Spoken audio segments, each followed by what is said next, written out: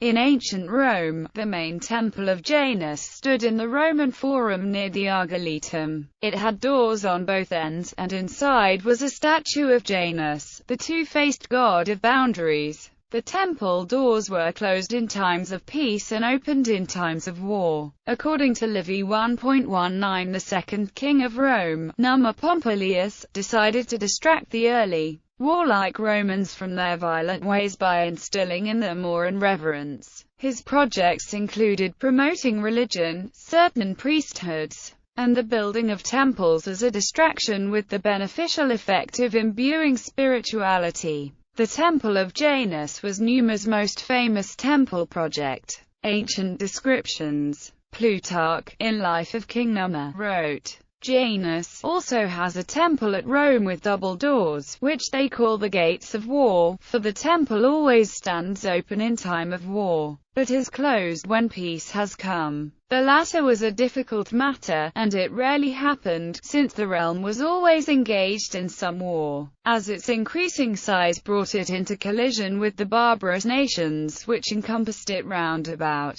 But in the time of Augustus it was closed, after he had overthrown Mark Antony, and before that, when Marcus Atilius and Titus Manlius were consuls. It was closed a short time, then war broke out again at once, and it was opened. Gates of Janus. During Numa's reign, the gates of the Temple of Janus were closed and Rome remained at peace. The next king, Tullus Hostilius, opened the gates of Janus when he went to war with Alba Longa. The gates of Janus remained open for the next 400 years until after the First Punic War, when T. Manlius Torquatus closed the gates of Janus in 235 BC. This closure lasted about 8 years. War with the Gauls in northern Italy forced the gates of Janus to reopen. They did not close again until 29 BC, following the deaths of Antony and Cleopatra. The Res Gesta Divi Augusta, a first-person account of the life of Augustus, claims Janus Quirinus, which our ancestors wished to be closed whenever peace had been secured by victories throughout the Roman Empire by land and sea, was recorded to have been closed, before I was born, twice altogether since the foundation of the city. But the Senate decreed that it should be closed on 3 occasions while I was princeps. From Cassius Dio 51.20 and 53.27 we are able to date the first 2 closures to 29 and 25 BC respectively.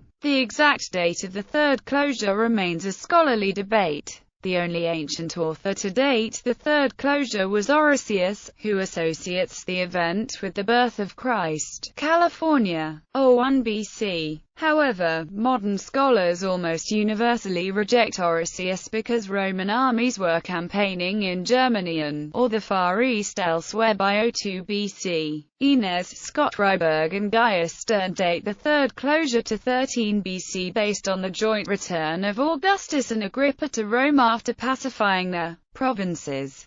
Sir Ronald Syme dated the closure to 07 BC, to coincide with the triumph of Tiberius and his second consulship, the events of which year are lost in a gap in the surviving manuscripts of Cassius Dio. Mario Torelli followed Orosius' date. Later emperors also closed the gates of Janus to great fanfare. The most famous closures occurred under Nero and Vespasian. Nero minted a large series of coins with the Arapacis on the reverse to commemorate this event. Other emperors certainly closed and reopened the gates of Janus, but references in later and less thorough historians are fairly rare. The Roman poet Virgil also includes in the Aeneid the opening of the gates of Janus to start war between the Trojans and the Latins.